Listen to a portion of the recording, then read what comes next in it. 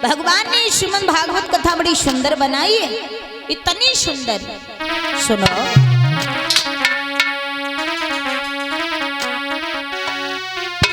कि मानो गंधीनी पृथ्वी के और फूलों का रास निचोड़ा है।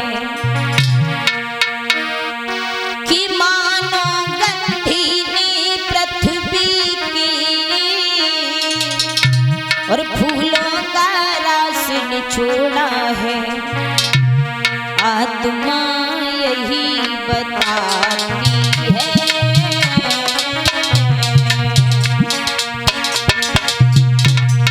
आत्मा तो यही बताती है। ये राग बताओ भाई थोड़ा।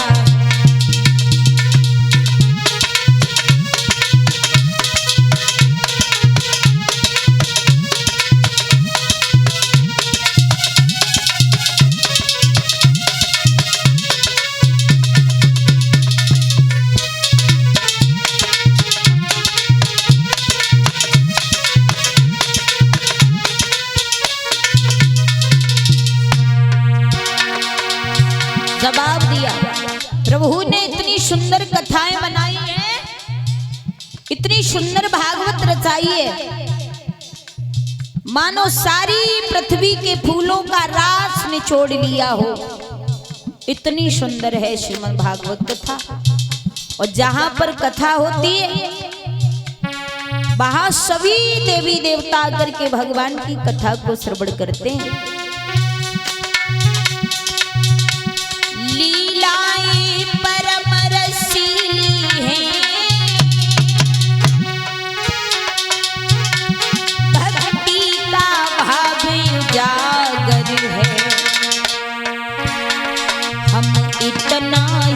कही सकते हैं हम, इतना ही कही सकते हैं, ये गागर ही में सागर है।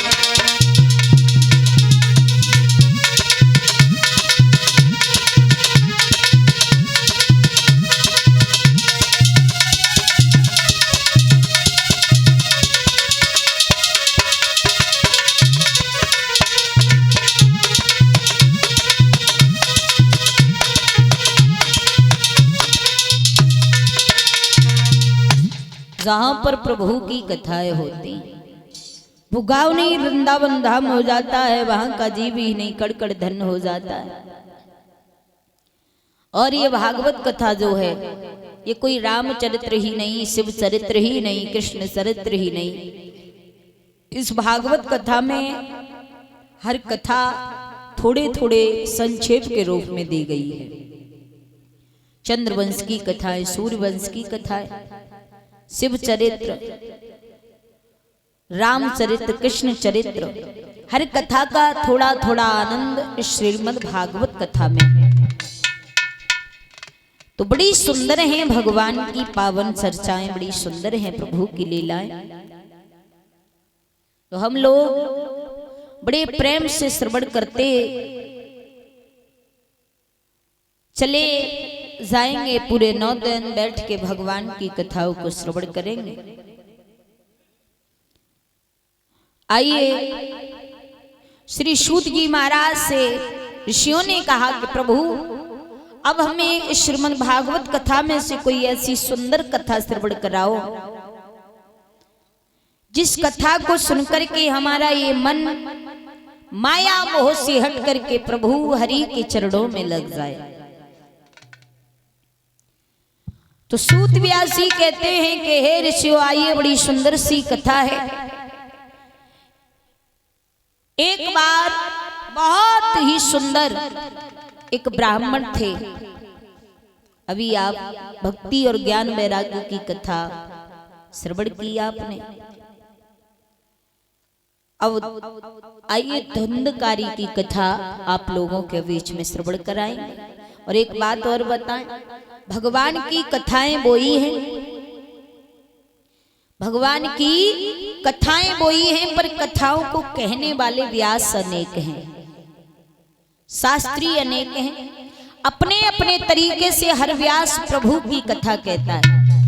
कथाएं कोई अपने पेट से बना के नहीं लाया है, न लाता है। कथाओं का कहने का तरीका अपना अपना अलग अलग होता है। तो आइए, सूत व्यासी कहते कि हे ऋषियों, बड़े सुंदर ब्राह्मण थे जिनका नाम था आत्मदेव। सभी ने कथा सुनी होगी, हर वर्ष आपके यहाँ कथा होती। आत्मदेव ब्राह्मण बहुत अच्छे व्यक्ति थे, बड़े शील स्वभाव के थे। शील यानी किसी को दुखी देख लेते तो दुखी हो जाते थे। कोई भूखा व्यक्ति होता था उसे भोजन कराते थे। महाराज बड़े अच्छे थे, बहुत बढ़िया विचार थे। परमात्मा ने सब कुछ दिया था, किसी चीज की कोई कमी नहीं, हर चीज से संपन्न, हर चीज से। लेकिन महाराज इनके घर में इनकी एक पत्नी भी थी जिनका नाम था धुंधली।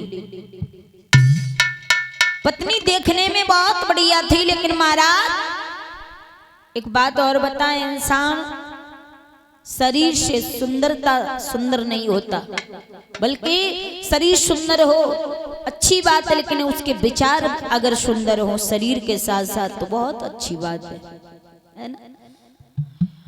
इंसान की सुंदरता शरीर से नहीं पहचानी जाती, इंसान की सुंदरता उसके विचारों से पहचानी जाती कि सुंदर है। धुंधली सुंदर तो बहुत थी, लेकिन उसके विचार सुंदर नहीं थे। आपने भगवान का भजन करते थे, शाम को सुबह को पूरे दिन प्रभु की रटन लगाए रहते थे। लेकिन इनकी पत्नी जब देखती थी तो बा को खून शरीर को जर जाता था, बड़ी दुखी होती। क्या पूरा दिन ये नाम जपते रहते, उससे बहुत घृणा थी भगवान के नाम से, बहुत ज्यादा। वो भजन करते थे, घर में भोजन नहीं बनाती थी, कलह करती थी, रार मचाती थी, लड़ाई करती थी, उन्हें गालियां देती थी। और ध्यान रखना, जिस घर में अगर ऐसी स्त्री आ जाए वो घर फिर नरक बन जाता है, नरक।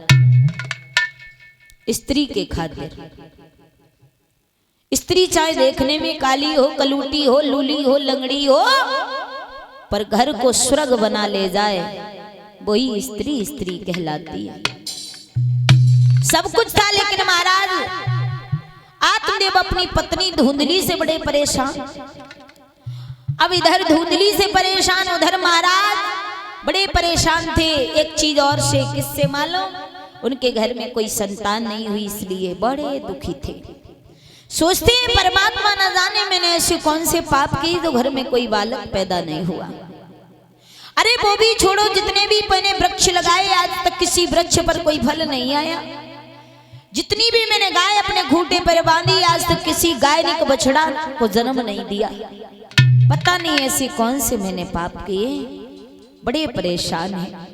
और घर में कितना भी कुछ हो मेरे दादा, अगर घर में एक बालक ना हो तो वो घर नहीं होता, मरघट के समान होता है। घर में एक छोटा बालक होना बहुत जरूरी होता है, बहुत जरूरी। घर में बालक नहीं, बड़े परेशान। और वैसे भी भगवान ने सर्व सुख किसी को नहीं दिया। संसार में जितने भी हैं सब दुखी हैं। किसी को किसी चीज का दुख है, किसी को किसी बात का दुख। बड़े परेशान हुए आपने ब्राह्मण।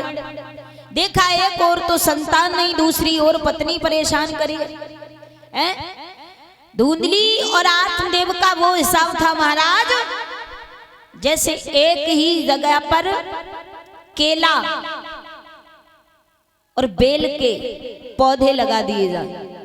एक ही जगह पर केला और बेल के पौधे लगा दिए जाएं, तो जब दोनों बड़े होंगे, बेल के जो कांटे होंगे हवा चलेगी तो केले के पत्ते को फाड़ते रहेंगे। उसी तरीका से धुंधली अपने पति को चिढ़ाती रहती थी, परेशान करती रहती थी। कभी भी आंगन में घर में सुख चैन से चंदिया नहीं खाने देती, इतने परेशान। अब देखा घर में बालक नहीं, सोचा अब जीना नहीं, मर जाए तो अच्छा है। परेशान हो गए, संतान के ना होने पर जंगल में मरने के लिए गए। नारद जी से भेंट हुई, नारद जी ने रोक लिया और कहा कि ये ब्राह्मण देव क्यों आए हो जंगल में अकेले रात्रि के वक्त, क्या मुसीबत पड़ गई? बोले महाराज मुसीबत ये है, मेरी पत्नी के कोई अभी तक बालक पैदा नहीं हुआ। दूसरी बात, मैंने जो भी गाय पाली, गाय ने एक बछड़े को जन्म नहीं दिया। जो भी मैंने वृक्ष लगाया उस पर कोई फल नहीं आया। पता नहीं ऐसे कौन से मैंने पाप किए हैं महाराज, मैं बहुत दुखी हूँ। अब मैं जीना नहीं चाहता, क्योंकि बिना संतान के जीना अच्छा नहीं लगता। लोग मुझे बुरा भला कहते हैं। और मैंने ये भी सुना है कि जिनके संतान नहीं होती है वो सीधे नरक में जाते हैं महाराज। और वो जाते हैं सो जाते हैं, अपने पुरखों को भी ले जाते हैं। इसलिए महाराज मुझे संतान की आवश्यकता है, और मेरे संतान नहीं होगी तो मैं मर जाऊंगा, जिंदा नहीं रहूंगा। नारद ने इतनी बात सुनी, बोले ब्राह्मण देव, अरे आप ये क्या कह रहे हो? संतान नहीं हुई इसलिए आप मरना चाहते हो, और मर जाओगे तो क्या संतान मिल जाएगी? बोले नहीं। फिर क्यों मर रहे हो? बोले महाराज इसलिए मर रहा हूं, मैंने सुना है कि जो लोग जिनके संतान नहीं होती वो सीधे नरक में जाते हैं। वो जाते हैं सो जाते, पुरखों को भी ले जाते। नारद हंस के बोले हैं ब्राह्मण देव क्या कह रहे हो? संसार में जो जैसा कर्म करता है वो वैसा फल पाता है। कर्मों में कभी बेटा या बेटी कोई किसी का हाथ लगाने नहीं आता है। इसलिए सुनो,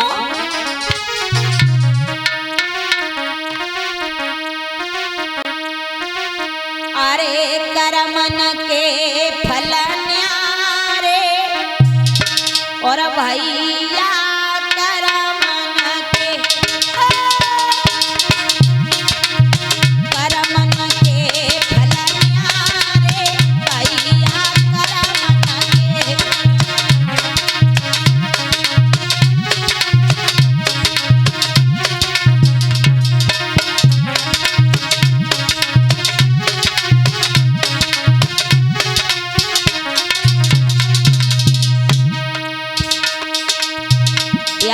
संसार में कर्म की खेती है, कर्म की। खेत में गेहूं का बीज डालोगे गेहूं उगेगा, और बाजरा बोओगे तो बाजरा उगेगा, है ना। कर्मों के बड़े न्यारे फल हैं। कर्म में कोई किसी के हाथ नहीं बटाता है। नारद समझा रहे हैं आत्मदेव जी को। बोले ब्राह्मण देव सुनिए, एक कर्मन के फल न्यारे भैया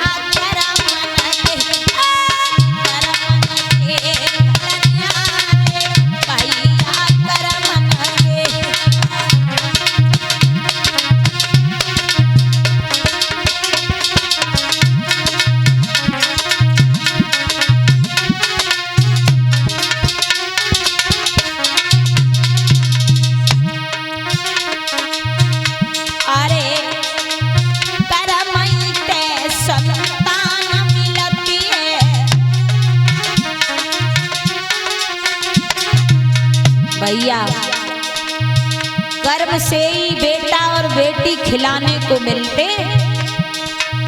कर्म ते संतान मिलती है।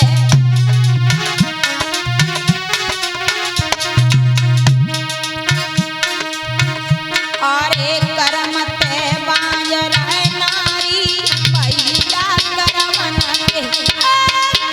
ते बांझ रहे नारी भैया,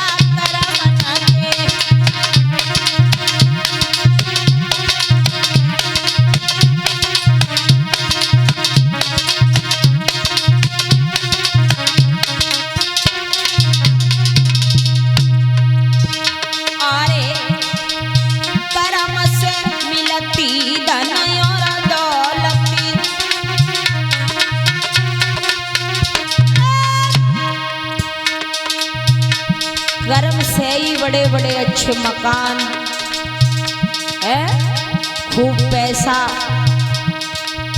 बढ़िया खेती, सब कर्म से ही मिलता है। कर्म से मिलती धन और दौलती ए करमई करी दे भिखारी भैया करमन के करमन की गति न्यारी भैया करमन की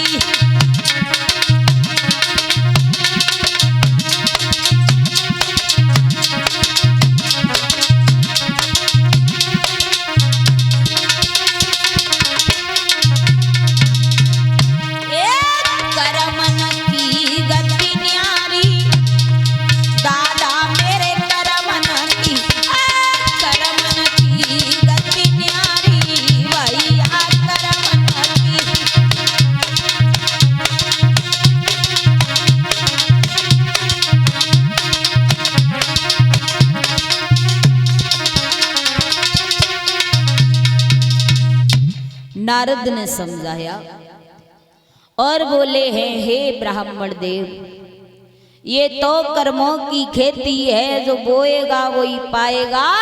कर्मों से हाथ बटाने में क्या बेटा हाथ लगाएगा। अगर काऊ आदमी को मार काट के डाले आवो नहर में बोरा में बंद करके, तो महाराज बाग को फल तुम्हें ही मिलेगो, है ना। आदमी जो जैसा कर्म करता है उसे वैसा फल प्राप्त होता है। अच्छे कर्म करोगे अच्छा फल मिलेगा, बुरे कर्म का नतीजा बुरा तुम्हें ही मिलेगा। कोई किसी के कर्मों में हाथ बटाने नहीं आता, इसलिए संतान का बहाना है। महाराज काय को पागल हो, सच्चा सुख संसार में नहीं है, संतान में नहीं है। सच्चा सुख अगर पाना चाहते हो तो संतान में नहीं खोजो, भगवान के भजन में है, मालिक के प्रभु के भजन में है। उस मालिक का भजन करना पड़ेगा। सच्चा सुख संसार की किसी वस्तु में नहीं। बहुत समझाते रहे नारद ब्राह्मण देव को, आत्मदेव जी को, लेकिन महाराज उनके ऊपर तो संतान का भूत सवार था। बोले महाराज मेरे एक भी बात समझ में नहीं आती, मेरे ऊपर तो संतान का भूत सवार है, मुझे संतान चाहिए। एक भी बात समझ में नहीं आई। नारद समझ गए कि आत्मदेव जी के पैर में संतान का कांटा लगा। ये संतान का कांटा माया मोह का कांटा है। कोई बात नहीं। बोले महाराज मेरा रास्ता छोड़ दो, मैं मरूंगा, मैं जिंदा रहना नहीं चाहता, मेरे संतान नहीं है तो मुझे जीवन अच्छा नहीं लग रहा। नारद बोले मरो नहीं, जिंदा रहो। आप ऐसा करो घर लौट जाओ। आत्मदेव बोले महाराज ऐसे कैसे लौट जाऊंगा, मुझे संतान चाहिए। बोले आप चिंता नहीं करो, तुम अपने घर जाओ। झोली में से फल निकाल के दे दिया और कहा अपनी पत्नी को खिला देना, तुम्हारे घर संतान पैदा होगी। आत्मदेव को फल दिया, आत्मदेव घर पे फल लेकर के आए, अपनी पत्नी को दरवाजे से ही आवाज लगा दे, पंडितानी, अरे पंडितानी। पंडितानी सोचने लगी महाराज बड़े प्यार से नाम ले रहे, आज तो वैसे इतने प्यार से नहीं बुलाते थे, पता नहीं आज कौन सी चीज लेके आए। आत्मदेव ने जवाब दिया है महारानी जरा बाहर निकल के आओ। पंडितानी दौड़ी दौड़ी आई है। बोली महाराज बताओ क्या चीज लेके आए। जवाब दिया, आंगन में बैठ गए आत्मदेव जी। कहा है कि हे महारानी हमारे घर में कोई बालक नहीं था और हमें एक महात्मा जी ने फल दिया है, आप ऐसा करना इस फल को खा लेना, तुम्हारे संतान पैदा होगी। जैसे इतनी बात सुनी मेरे भैया एकदम से पैरों तले जमीन धंस गई। सोचने लगी फल के खाने से फल प्राप्त हो जाए, ऐसा फल मैं बिल्कुल नहीं खाऊंगी, बिल्कुल नहीं खाऊंगी। महाराज को बातन में बहकाई दिए। बोली महाराज ठीक है तुम जाओ, मैं खा लूंगी। महाराज तो अपने घर से बाहर निकल गए। अब धुंधली व फल को आंगन में लेके बैठ गई। तेजी तेजी से चीख के रोल लगी और जैसे ही रोवे की आवाज बाकी पड़ोसन के कानन में पड़ी। और एक बात और बता, घर में त्याई लड़ाई होवे और रोवा चिल्ली की आवाज अगर पड़ोसी के कान में पड़ जावे तो महाराज पड़ोसी चाहे कितनो इमरजेंसी वालों काम कर रहे होवे बाबू छोड़ देवे और दौड़ के पड़ोसी के घर में घुस जाए, क्योंकि पड़ोसी की लड़ाई देखने में आनंद बहुत आता। अपनी लड़ाई में आनंद ना है, पड़ोसी की लड़ाई देखने में बड़ा आनंद आता है। पड़ोसी के घर में का खबी रहो का है रहो जी सब देखने में बहुत आनंद आता है। अब बात पड़ोसी ने देखी कि धुंधली रोए रही, अपने घर को छोड़ा और घर से निकल के धुंधली के घर में घुस गई। पहुंच गई, बोली जिज्जी जब बता तू काय को रोए रही? बोली बहना तो ना मालूम, हमारे पति देव का फल लेकर के आए हैं और उन्होंने हमसे कहा इस फल को खा लेना तेरे संतान पैदा हो। बहन 50 रुपए कथा में दान कर रहे हैं, बाबा पातीराम की तरफ से आ रहे हैं, बहुत बहुत धन्यवाद। तो भैया धुंधली ने पड़ोसिन से जवाब दियो, अरे बहना मेरे पति जब फल को लेके आए हैं और उन्होंने बताया इस फल को खाने से तेरे संतान पैदा होगी, मुझे इस फल के खाने से बचा ले, मैं इस फल को खाना नहीं चाहती। महाराज जब इतनी बात सुनी पड़ोसिन ने, बड़ी चतुर चालाक रहे, अपनी धुंधली से बोली, अरे बहना सुन चिंता न कर कि फल आए जितना समय हुआ। धुंधली बोली मैं इस फल को नहीं खाऊंगी। तो पड़ोसिन बोली तू चिंता भी मत कर, एक बड़ा अच्छा उपाय है। कौन सा? कि फल आए जितना समय हुआ और उतना ही गर्व हमारा है।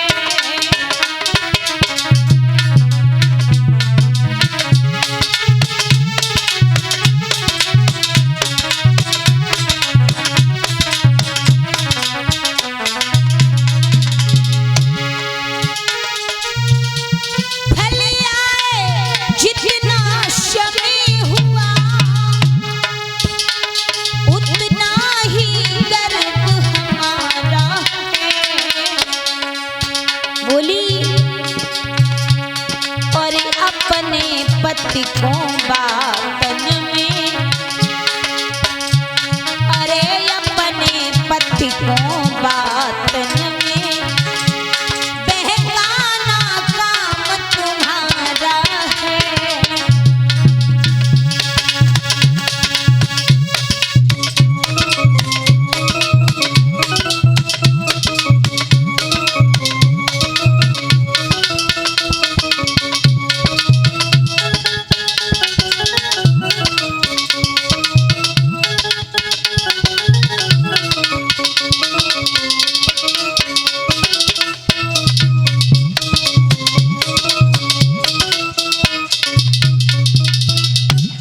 मेरे भगवत श्रोताओ, श्री सूत जी कहते हैं कि हे ऋषियों, पड़ोसिन ने जवाब दियो है, अरे बहना तू चिंता न कर, जितनी देर जब फल को आए में भैया उतनी देर में मैं गर्भवती है गई हूँ।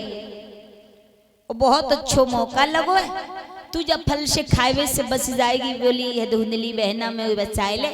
देखे बच्चा जब पैदा हो तो बहुत दर्द होता और मुंह पे ये सब सहन नहीं होएगा। और सुनी जब पेट में बालक पड़ेगा तो फिर भोजन कम खाऊंगी, है ना। जैसे जैसे बालक पेट में बढ़ता जाता है वैसे वैसे माँ का भोजन थोड़ा कम होता जाता है। और भोजन में कम करूंगी तो फिर मैं भी बहुत हष्ट पुष्ट हूँ, वो भी कमजोर हो जाऊं, है ना। सुंदरता खत्म होती जाएगी, वो भी छोड़, बालक पैदा भी कर लूंगी लेकिन उस बालक का मलमूत्र लेटरिन पेशाब साफ कौन करेगा, उसे दूध कौन पिलाएगा। कैसी है माँ बारी धुंधली। एक स्त्री, हर स्त्री चाहती है कि मैं माँ बन जाऊं, लेकिन धुंधली ये चाहती है कि मैं माँ कभी नहीं बनूं। बोली बहन ये सब मुझसे नहीं सहन होगा। बसाले पड़ोसन बोली तू चिंता न कर।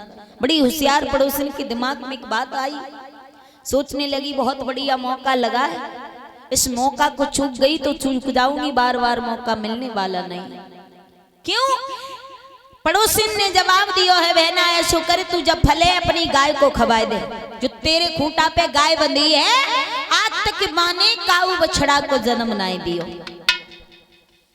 जे फल गाय को खवा दे और मैं गर्भवती हूँ मेरे बालक पैदा होगा, उस बालक को पैदा करने के बाद तुरंत मैं तुझे दे जाऊंगी और तू अपने पति को बातों में बहकाए रखना और कभी कभी मुझे बुला लिया करना।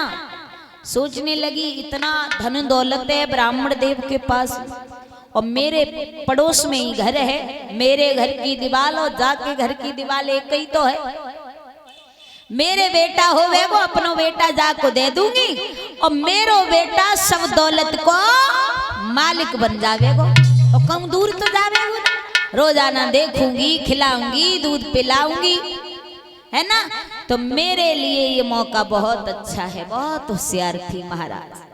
तभी तो कहते हैं कि पड़ोसी कभी पड़ोसी की अच्छाई नहीं चाहता, ये नहीं सोचता, ये नहीं चाहता कि अच्छे से ये रहे।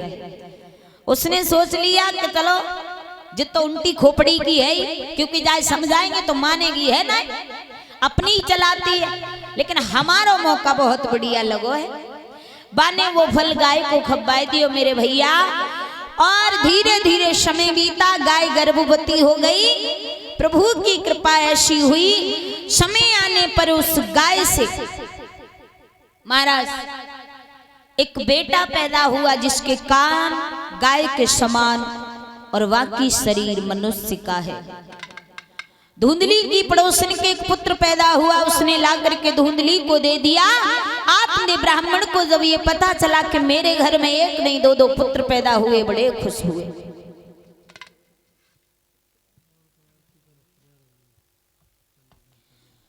तो दो दो पुत्र पैदा हुए हैं आत्मदेव के घर में।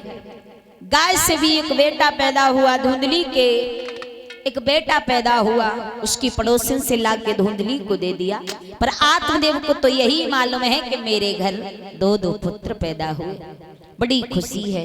और खुशी तो होनी चाहिए, जहाँ एक एक बेटा नहीं वहां दो दो पुत्र हो गए। खुशी का ठिकाना नहीं है मेरे भैया।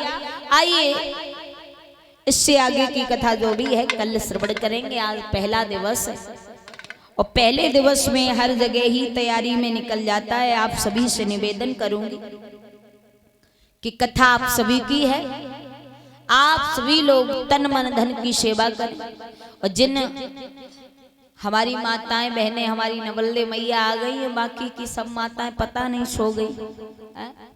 अब कथा में आवे के लिए जुर्माना टैक्स लगता है, कोई पैसा खर्च नहीं होता। भगवान की कथा चल रही है, बड़ा कीमती समय है, थोड़ा थोड़ा समय निकाल के आओ। जब तक आपकी और हमारी जिंदगी रहेगी तब तक ये माया हमारा आपका पीछा करती रहेगी। कभी इंसान को फुर्सत नहीं मिलती। भगवान की कथाएं हमें कभी कभी सुनने को मौका प्राप्त होता है। खाना पीना सोना बैठना लड़ाई झगड़ा ये जिंदगी भर की झंझटें हैं, रहेगी जब तक जिंदगी फुर्सत न होगी काम से। कुछ समय ऐसा निकालो, प्रेम कर लो भगवान से। जब तक जिंदगी है ना तब तक इंसान को फुर्सत नहीं होती है। थोड़ा समय निकालिए, कथा में तन मन धन की सेवा करिए। आप सभी की कथा है, आप सभी लोग करवा रहे हैं, है ना। भगवान के धर्म के काम में जितना आगे बढ़ सको उतना बढ़िए। प्रभु ने बड़ा सुंदर मानव तन दिया है ना। धर्म के लिए, कर्म के लिए, धर्म और कर्म, पर कर्म ऐसे करिए जो भगवान को अच्छे लगे और दुनिया वालों को भी अच्छे लगे। हर आदमी जानता है कि हर इंसान जो भी आया है जन्म लेके उसे जाना भी है। सब गए और सब जाएंगे। बड़े बड़े भगवान श्री कृष्ण, भगवान श्री राम, वो भी इस धरती पर अमर नहीं रह पाए महाराज परीक्षित जी। तो हम और आप कौन से खेत की मूली हैं, पता नहीं कब उखाड़ करके फेंक दिए जाएंगे, है ना। तो जाना सभी को है, और जब जाना है तो फिर महाराज घमंड किस बात का है। परमात्मा के यहाँ सब जाएंगे। 4 दिन की चांदनी है, मेला खत्म हो जाएगा। तो आइए सुंदर सा भजन बोलेंगे, उसके बाद में फिर आगे आरती और प्रसाद।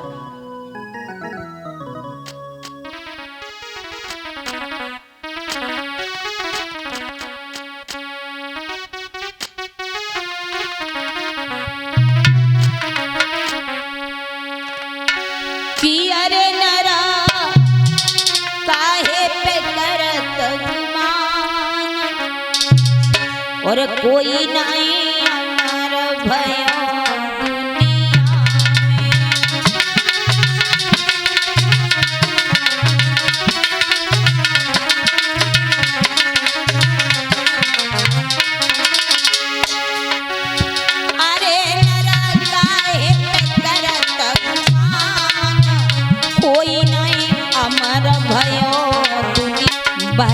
भीषम से ब्रह्मचारी बचपन से त्यागी नारी भय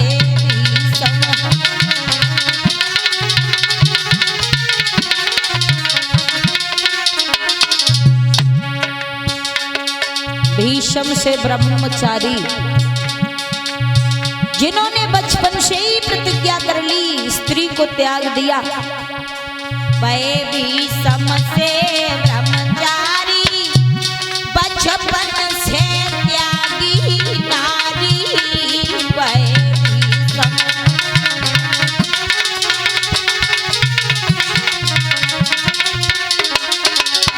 छोड़े सरसैया पे प्राण पेऊ नहीं अमर भय दुनिया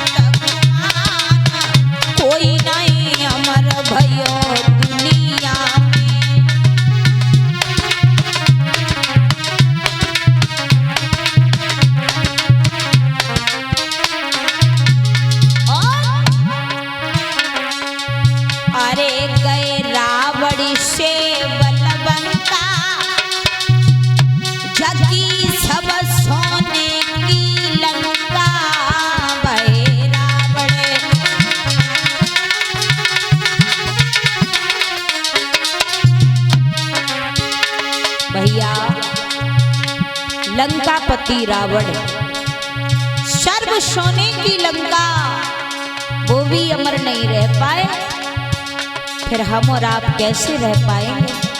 जाना है, जरूर जाना है। अरे भाई रावण से बलवंता जगी सब सोने की लंका भाई रावण